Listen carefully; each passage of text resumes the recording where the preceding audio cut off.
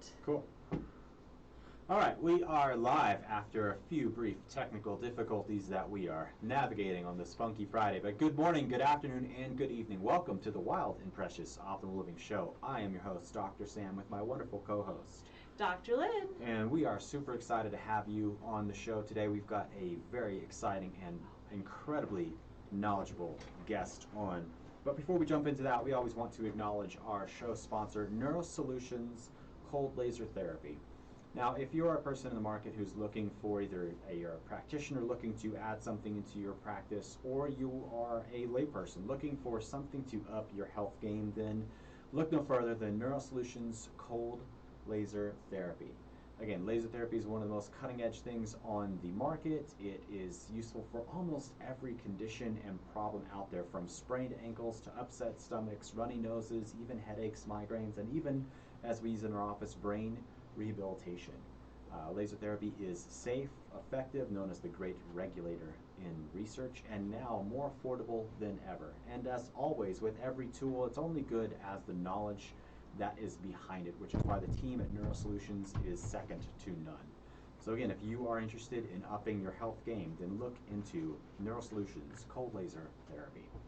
Now, our guest today is a gentleman who, if you know him, you know the knowledge that this gentleman has and possesses.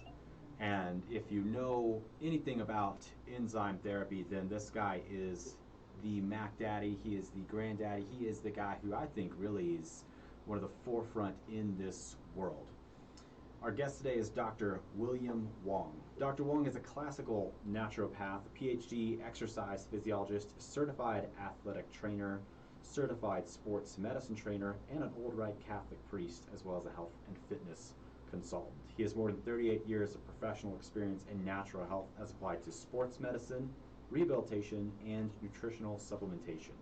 The last 20 years, which has been primarily devoted to understanding the application and teaching of systemic enzyme therapy. Dr. Wong, welcome to the show. Thank you so much for having me on board. Absolutely. And folks, if you hear a little feedback or something like that, it's because we're having to perform majority of the interview through our phone while it feeds back through the TV and radio. So I'll do my best when he's answering to try and mute and share things from there. But Dr. Wong, if you could please just share us a little bit about yourself. How did you get into being a naturopath, and then how did you move into enzyme therapy?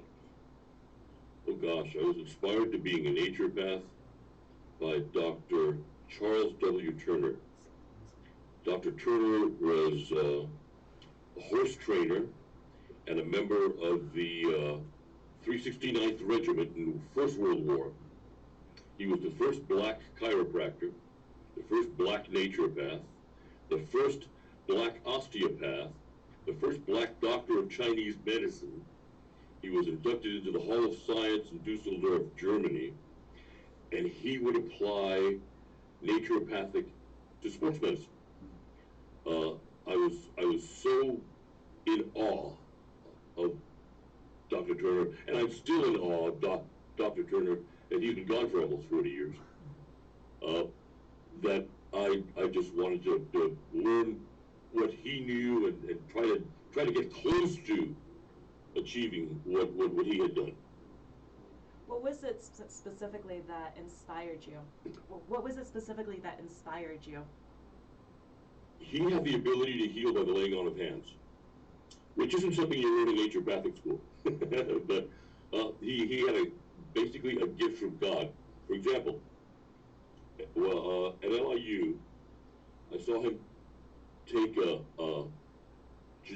young gymnast, I think he was a sophomore. He was doing still rings. He had just had an accident on the still rings. He had a third-degree tear of most of the muscles in his rotator cuff. Surgery, easy. 3 to 6 months rehab, maybe limited range of motion, maybe never getting back on the still rings. Doc first worked on him with his fingers, and the way that Doc moved his fingers was different than the way most human beings move their fingers. It was really, really different. And then he applied certain boluses of bee pollen and boric acid and a few other things, tobacco juice. And in 20 minutes, this fellow went from having third-degree tears in just about every rotator cuff muscle he had to going back onto the still rings. Wow. Think about that. We're trying to think about how that's possible. That's amazing. The miracle from God delivered by Dr. Turner. Now, how did you get into enzyme therapy? In the late 90s, I was working out of Dr. Abram Burr's office in Phoenix, Scottsdale actually, and I saw this red box in his dispensary, said Enzyme, enzymes, something or other, and I picked it up and I looked at the doc and I said, "What does this do?" He looked at me and he says, "Everything." Come on. It was a while after that that I got to work with the folks from Enzyme here in the States and read almost 200 research papers, went to Germany, studied enzymes with their company there, Mucos Pharma. Got to be very good friends with the owner, Dr. Ronsberger. And it was there that I saw that this systemic enzyme therapy is actually the broadest spectrum approach to the main things that kill us in life. So, a question for you from Dr. Turner, from you meeting Dr. Turner, and then later on meeting another practitioner who introduced you to systemic enzymes.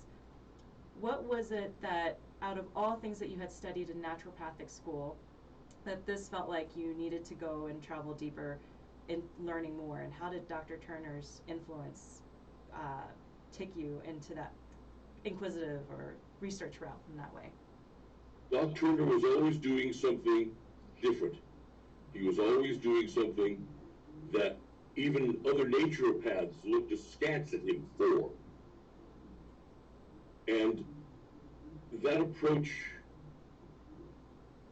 jibed with me. I'm an INFJ. I'm one of those really weird folks, personality-wise.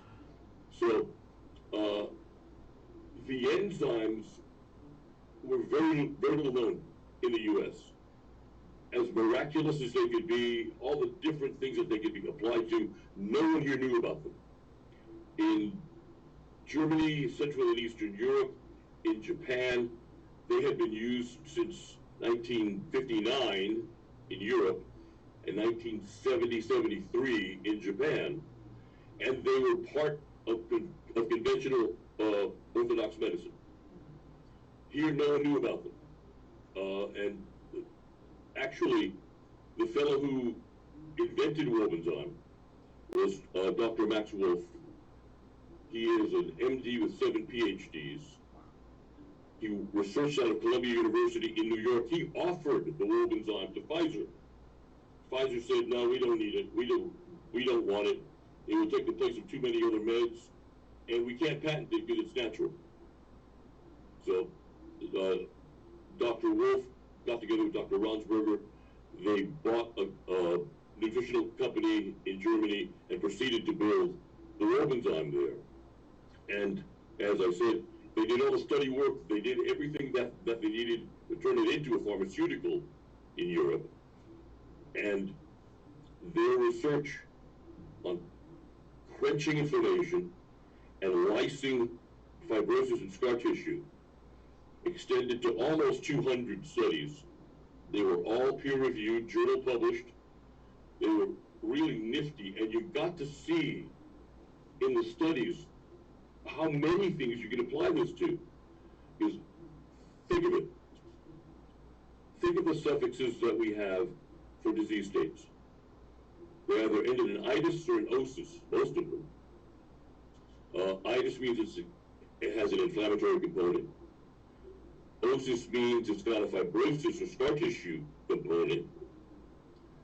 So since most of the disease conditions that we face, especially the long-term ones, have to do with either inflammation or fibrosis, usually we always see them in combination, because remember the rule we all learned in school: irritation causes inflammation inflammation causes induration, hardening.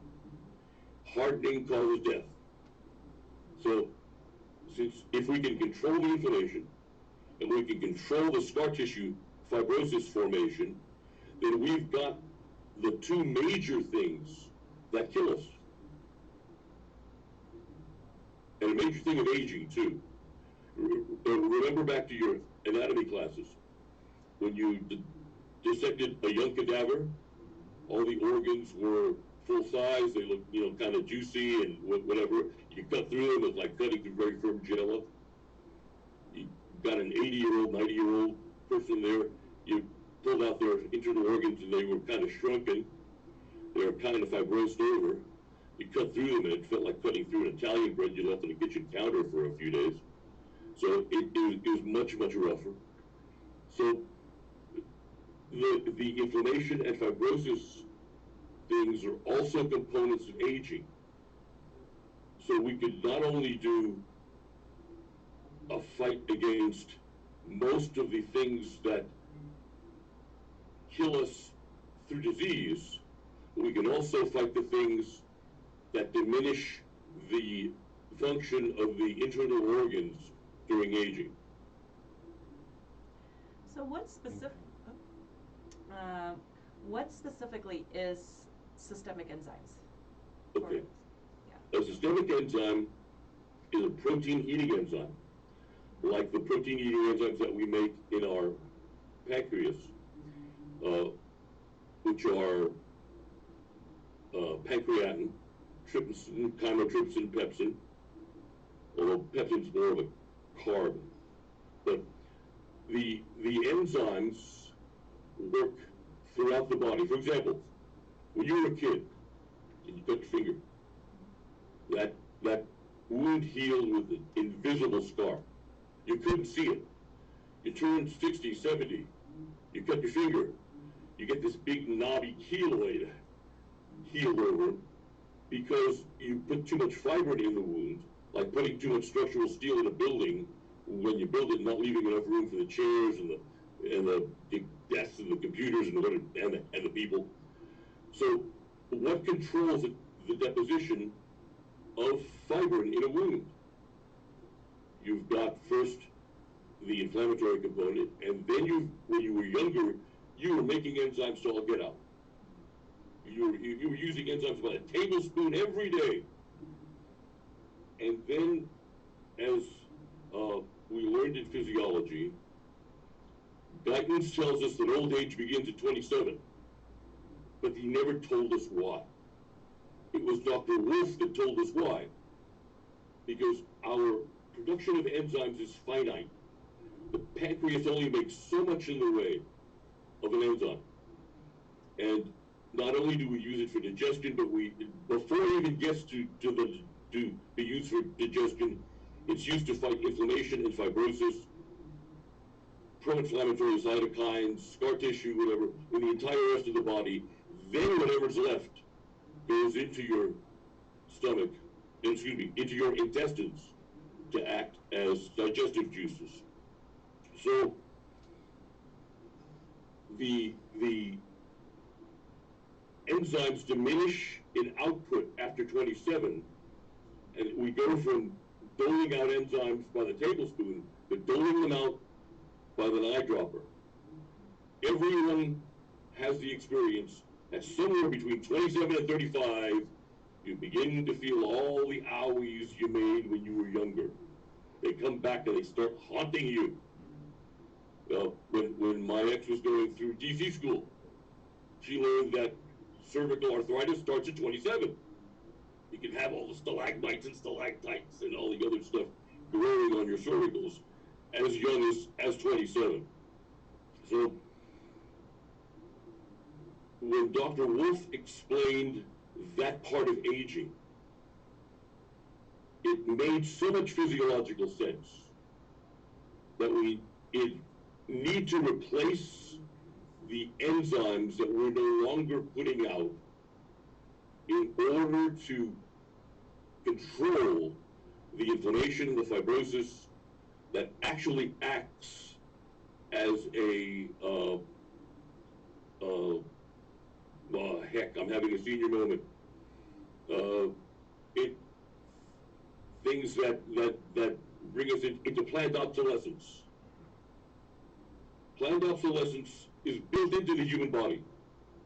That after 40, all the things that have to do with inflammation and fibrosis age us and make us sick. So you kind of covered on it, but I mean, why is it that we accelerate and burn out all of our enzymes at 27? I mean, why so young when the average life expectancy is 80, in low 80s? Well, now it is. Right. But you remember, we had 4.5 million years of humans being on the planet, and up until 100 years ago, life expectancy was 40 to 50. If you hit 55, you were an old man. At 55, 100 years ago, you'd look like what we would think of as an 80 or 90-year-old now. If you were back 2,000 years ago and you made it to 40, you were lucky. When Scripture tells us that Jesus said, "Let the dead bury the dead," in ancient Hebrew culture, you were considered dead if you hit 70.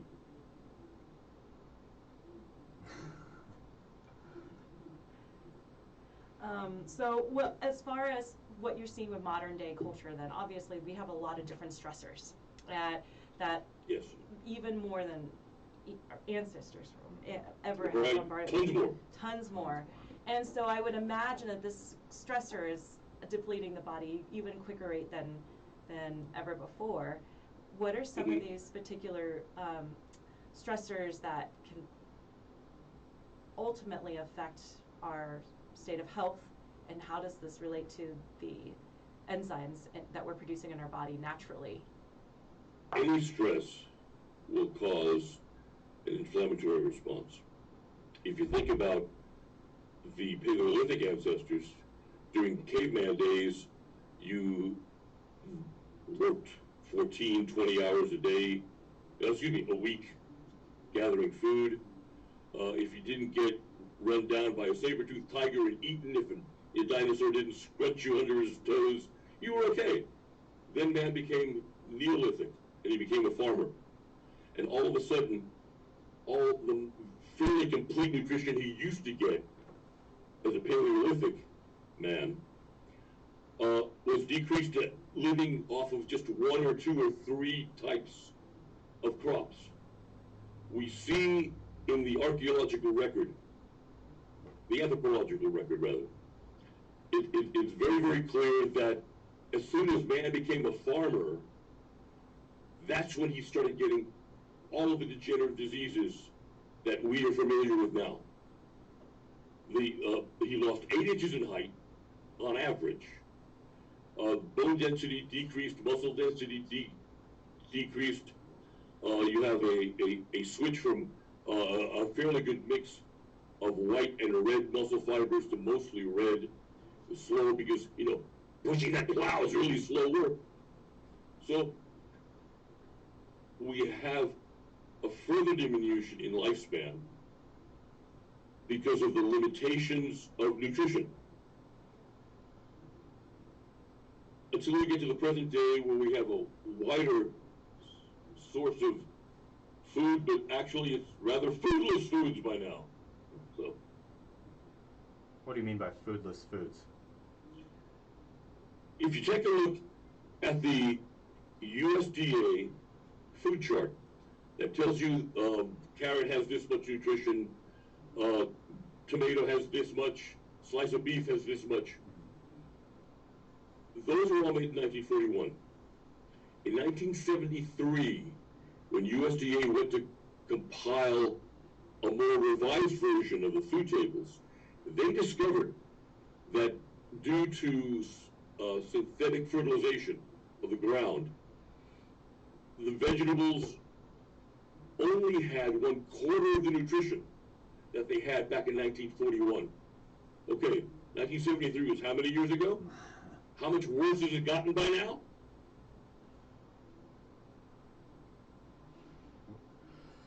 So then with all that being said, so then obviously if our body's depleted in enzymes and we're not getting the nutrition from it, from the soil to be able to support other anti-inflammatory pathways, obviously then this is kind of the way forward. So then how do you tell a good enzyme from a bad one? Because I mean the supplement industry is rife with things that are good and absolute trash. If enzymes are expensive things, especially pharmaceutical grade enzymes. There are food grade enzymes that are kind of okay, but if you're familiar with the way that the FDA classifies food grade versus pharmaceutical grade, I'll put it to you in the simplest way possible. Food grade means you're eating off the floor, clean floor, but you're still eating off the floor. Pharmaceutical grade means you're eating off of a plate on a table. Pharmaceutical grade supplements, pharmaceutical grade enzymes have much greater physiologic activity. And here's where I have to caution folks. Ignore the numbers on the labels. If you want to find out how well any enzyme product works, use it. Dose it up to whatever level you have to. 5 TID, 10 TID, 15 TID, 33 times a day, it doesn't matter. Until you start feeling an effect on your inflammation. If you're working on fibrosis, let's say a gal has a post-C-section scar tissue, and it's really binding up her intestines. It will take her somewhere 7 to 16 weeks to feel that all go away. So it'll take a little longer for her to feel the effects. But when you've got the dosing of a systemic enzyme product that works correct, you'll feel it within a week. You'll know the difference. Some folks know the difference instantly, the same day. If an enzyme product is too inexpensive, there's probably nothing in there that's a lie. If there's too much stuff inside any nutritional supplement, then there's not enough of anything in there to create a physiologic effect, because the rule is some is not better than none, some is the same as none, unless you cross over a threshold level. Easiest example I can give you are antibiotics. If you've got a really bad infection and you're taking antibiotics and you're still sick, you know one of two things. You're either not taking enough of the antibiotic or you're on the wrong one. Okay? But let's say you're taking the right one, and let's say you're still sick. You haven't crossed the threshold level where the antibiotic will actually have a physiologic effect and kill off the bugs. So the same thing with enzymes, the same thing with any kind of nutrients. If you've got a preparation with 20, 30 different herbs in it, and you only take 2 capsules of it a day, how much actual content of each particular herb are you getting in the course of a day? Okay? If you remember that we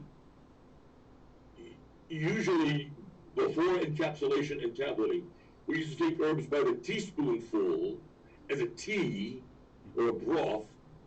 We used to take it by the tablespoonful. How much can you put in a capsule? Unless you've got a 20 to 1, 50 to 1 extract, then you can't put enough in a capsule to create a physiologic effect. So on the other end of that, how do you know when you've done too much? With enzymes, there's no such thing as too much. There is no LD50. There is no toxic level. What might happen at first when you take the enzymes, the lipase in the enzymes eats away at the fatty deposits in the liver. Those fatty deposits are what holds most of the toxins in our body. And you get a dumping effect. And you get the runs. If your bowels aren't working fast enough to get rid of this stuff, because the liver will dump directly through the portal vein into the large bowel. So if you're not going potty often enough, then all that stuff's going to be reabsorbed. You're going to get a headache, nausea, whatever, because the liver holds bits and pieces of every toxin, every chemical, every medication, every recreational drug, every heavy metal you've ever been exposed to your entire life. When you first do a liver dump and get rid of all that stuff by lysing away at the fat, all of a sudden you've got stuff coming out of you that smells like chemicals or a medical plant or, you know, something really nasty besides the poop smell. You'll smell all this other stuff in there, and that effect may last for 3 days to 3 weeks, depending on the level of toxicity in the liver. We can speed that up with the use of liquid chlorophyll, zeolite, and a few other things. But that's about the only effect, the only ill effect, what most folks think is an ill effect from the enzymes. So looking at it formally as a true therapy program, then as a therapy, what does that formally involve when you're using systemic enzymes? Are you pairing it with a certain type of lifestyle choice? Because obviously it sounds like we need to adjust some things too as we're taking these enzymes as well too, correct? Yes, and we always have folks in the natural health industry who are minimalists. They want to just have the fairy dust sprinkled on their heads, and just like Tinkerbell, everything's okay. So I take my vitamins, I take this, I take that. I don't have to exercise, you know. So those folks won't stop going to McDonald's. Those folks won't stop just sitting on the couch eating bonbons. They won't increase their level of activity. They won't do this. They won't do that. They're basically non-compliant. Yes, they're doing themselves a favor by taking the nutrients, but here's a lesson that we get from horse trainers, and this again comes from Dr. Turner. If you train a horse, let's say you give the horse a load of vitamins, and you don't train him. You come back the next day, look down at his poop, all the vitamin pills are right there. Take the horse, you give him all the nutrients, you train him, you come back the next day, there's nothing in the poop but poop. So the more we ask our bodies to take up the nutrients that we're putting into it and actually do something with them, the healthier we'll be.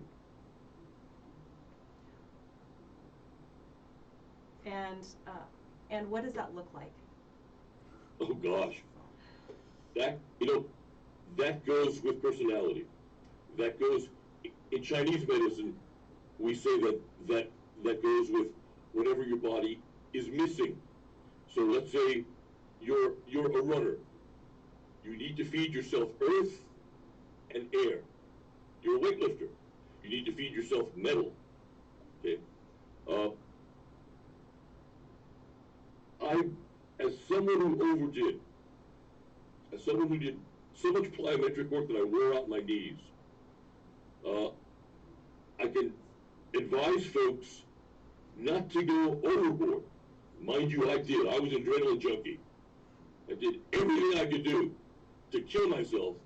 I rode myself hard, put myself away wet, and I'm paid for it, but I had a lot of fun. So if folks are now in, let's say, in their 30s or so, and they're figuring out that things are slowing down, but they want to keep at it, keep at it. But don't do the things to injure yourself. Like, I don't know if you folks have gotten this wave yet of patients.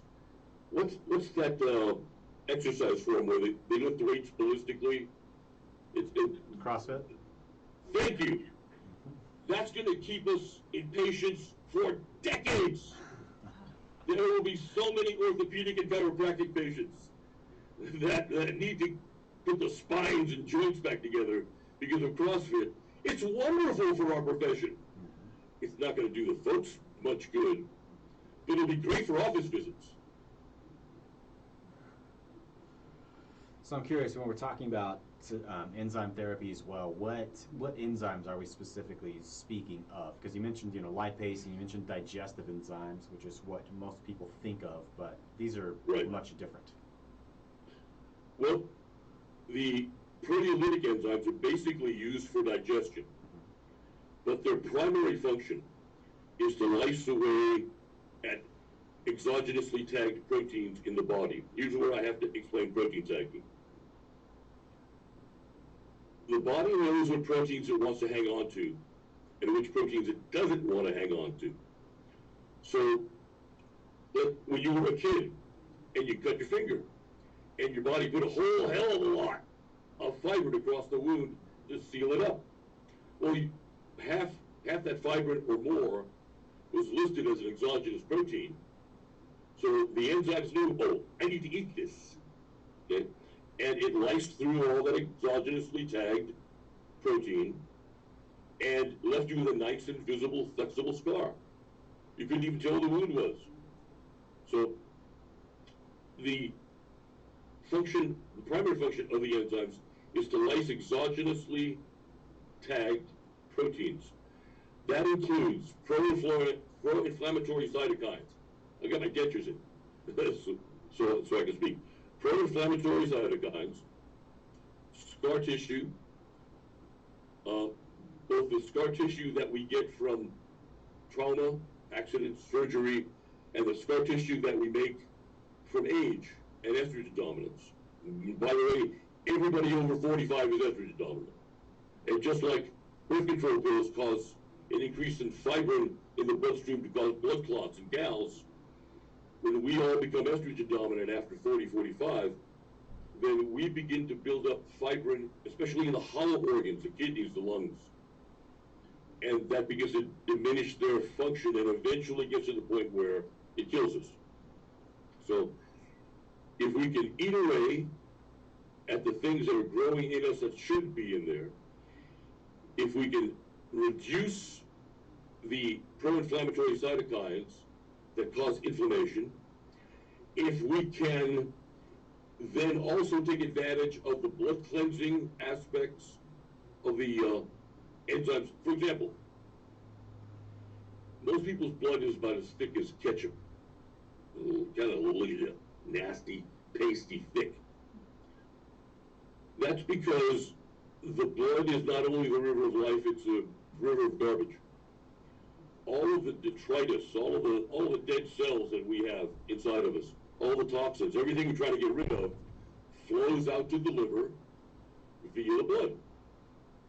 If the liver's IC receptors, which are in charge of breaking up all that nasty stuff, aren't working well enough, then we get to keep all that sludge floating around, and it increases our blood viscosity, which can cause strokes and heart attacks. The enzymes will clean off the little hands on the FC receptors that tear up the nasty stuff, the garbage.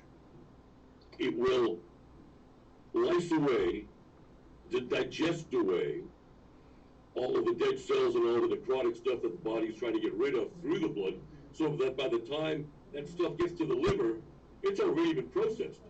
All it's got to do is shut it down to the intestines, and boom, it's out of you.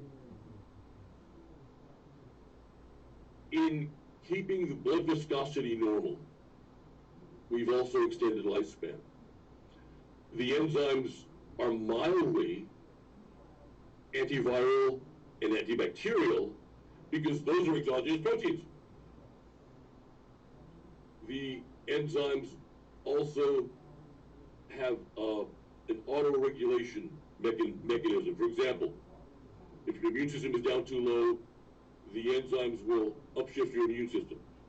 If your immune system is ramped up too high, as with RA, MS, lupus, the enzymes will downshift the immune system. So they act as adaptogens. And the most benign treatment for any autoimmune disorder are systemic enzymes. So I'm curious about this when you're bringing up immune system. Oftentimes when someone, bringing it to more current times right now where COVID is one of the biggest concerns for everybody, right? How does it means that when we get sick, whether it's COVID or flu, it's our immune system's downregulated, our immune system's not functioning well. How does the systemic enzymes play a role in supporting this? First and foremost, the enzymes quench the cytokine storm. In systemic enzyme therapy, you may have to increase the dose to quench a severe cytokine storm, but it's easily doable. So that's number one. Then if you put in enough enzymes, you'll actually be eating away at either the bacteria or the viruses, because again, those are exogenous proteins, so you'll be lowering your viral load. Mucos Pharma did a study on HIV patients in the 90s, and they fed these HIV patients a certain amount of their enzymes every day, and they did the study for, I think, for 6 months, and they tested them for various things with blood work or whatever every single week. What they found was that their immunity was much greater after so many weeks of systemic enzyme therapy, and their viral load was way down in the basement. The higher the level of enzymes, the lower the level of viral load was. Yeah, really amazing stuff. I mean, that's obviously this is why we had him on the show today, to bring up more of these things. I am really curious in terms of sourcing. Where do the enzymes come from? Because I know there's always questions about where do you harvest them? Are they from plants? Are they from animals? And all those types of things. They're plants, animals, and fermentation. Okay. You know, the vegetarian, vegan folks are always asking me, is there a substitute for pancreatin? And there are fermented forms of proteases that can mimic pancreatin, but they have a much shorter duration of action. For example, if I fed a patient pancreatin, animal pancreatin, which is from cows, pigs, sheep, horses, whatever livestock is around, the enzymes we use come from abroad, from a mostly non-GMO country, where the livestock roams around free, never penned up, it's never in a feedlot, it's never whatever. So if I fed a patient pancreatin, that pancreatin would last in their bodies, having an action, 24 to 36 hours. If I took the vegetable substitutes for pancreatin and I fed it to a patient, 4 to 6 hours. So the dosing would have to be greater and more frequent. Okay. Now, go ahead. The fruit enzymes, of course, come from fruit. But here's where you've got to be careful. In most systemic enzyme preparations, the fruit enzymes are window dressing. They are not strong enough, or they're insufficient quantity. So dosing and potency are low. They're just there for looks. They're not there to do anything. We've got the first systemic enzyme product in MyZyme Essence that actually uses the strongest concentrates of the fruit enzymes that we can find. There ain't none stronger. And those are primarily fibrinolytic. If you think about Adolph's meat tenderizer, having another senior moment, why does that make a steak so tender? It's papain. That was the first enzyme ever isolated.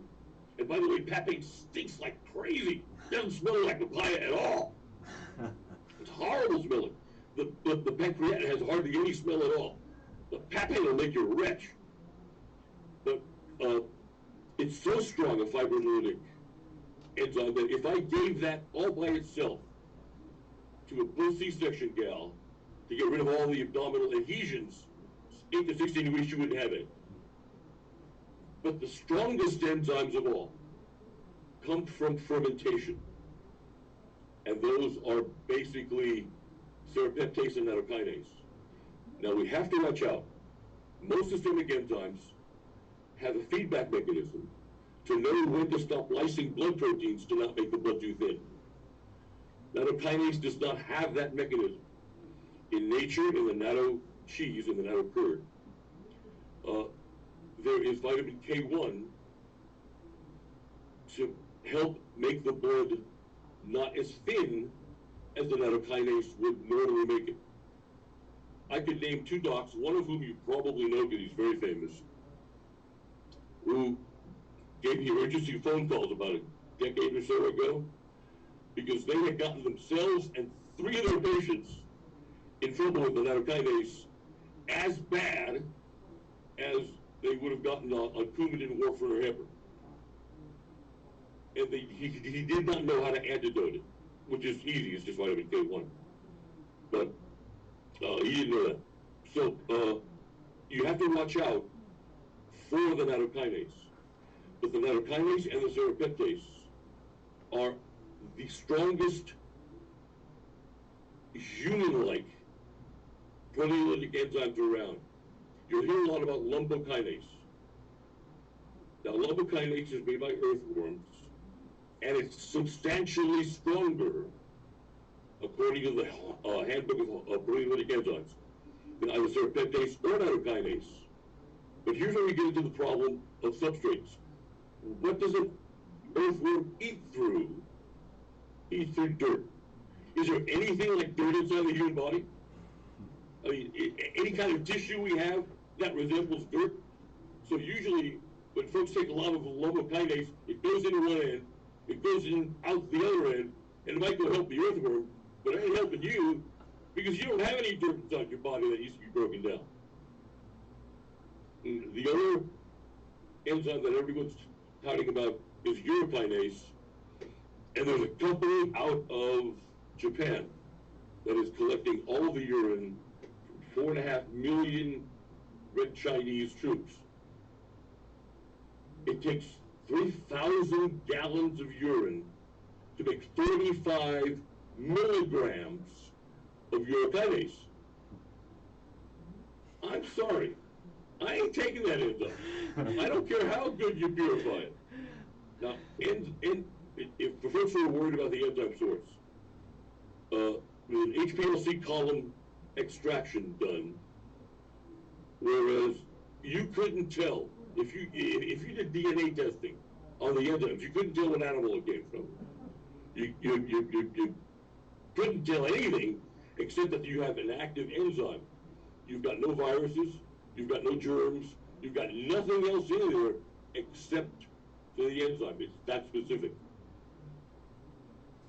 One more question on that, and this will wrap up the show for us. But I've heard, I think it's serrapeptase is sourced from silkworms. Used to be. Used to be. Okay. Used to be.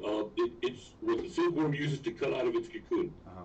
And if you think about it, silk is almost like fascia, but stronger. If you take a silk handkerchief, hang it on a clothesline, shoot it. I don't care what caliber you use. Just shoot at it. The bullet won't go through. What will happen is you'll lift the handkerchief, and it'll come back down, and you might see a streak on it, but it isn't going to penetrate it. So any enzyme that can eat through silk, human scar tissue ain't nothing. We're basically, we've taken several thousand pulmonary fibrosis patients and reversed their diagnosis just by using serrapeptase. And if you throw in all the other enzymes, each enzyme has an action and a range. And when you blend enzymes together, it's like putting a bunch of Chinese fans together. They overlap somewhat, but they also increase the range of action. So an enzyme blend is always preferable to a solo enzyme when you're looking at getting a systemic enzyme product. But like I said, any systemic enzyme product you want to try, go ahead and try it. The proof of the pudding is in the eating. Ignore what the label says and how potent it is, because they're mostly lying. The folks in the nutritional industry are as bad as the folks in the drug industry. I'll tell you that straight away. There are about 3,000 nutritional companies in the U.S. I've had the unfortunate time of meeting about 1,000 of the CEOs and head salesmen of those companies, and they're as nasty as the folks at Pfizer. So they're not beyond fibbing. And as Consumer Reports has found, when they take vitamins off the shelves and test to see if there's anything in there, ain't nothing in there. Crushed up leaves, crushed up house plants, whatever, but not what they're supposed to be. FDA doesn't care, even though it's against the law. FDA says that you have to be within 10% plus or minus of what it says on your label, or you're in federal trouble. But since a nutritional supplement that doesn't work makes the drugs look better, FDA doesn't care. So Dr. Wong, we're out of time with that, but I want to ask you, how can our listeners find out more about your product? Where can they go to try your enzymes, since clearly, as we've been talking the whole show, it sounds like a much superior product than everything else out there? Thank you. They can go to drwongsessentials.com. And that product is called? Zyme Essence. Zyme Essence. So folks, we'll put that in our notes at the bottom. Zyme Essence at Dr. Wong's Essentials. Yes, and I feel like this, just you opened up another new topic that maybe something that we can talk more about in the future is, Sure. how can you trust what supplements you put in your body and how to look for it, I think, because there's a lot of... That's a tough one. Yeah, it's a tough one. That's a real tough one. But just being able to be more smart about what we are putting into our system, even though it may say it's healthy, right? Absolutely. Yes. So, Absolutely. Exactly. yes. We'll open up a whole can of beans when we talk about that one. Oh, yeah, absolutely. Yes. So we want to thank you so much for coming on the show today, for sharing all of your knowledge, sharing this wonderful product. Because again, as I've told people about it, I mean, it's one of the few products where I've taken it and have felt a difference, and again, very, very quickly. And this is a reminder again for me to maybe up the dosage and get back on consistently taking it, since those aches and pains are starting to come back. But if you've enjoyed our show today, please follow us on Facebook and Instagram, both at the handle Wild Precious Optimal Living. And Dr. Lynn, how do we close out our show? Tell me, what is it you plan to do with your one wild and precious life? We will see you in 2 weeks. Thank you.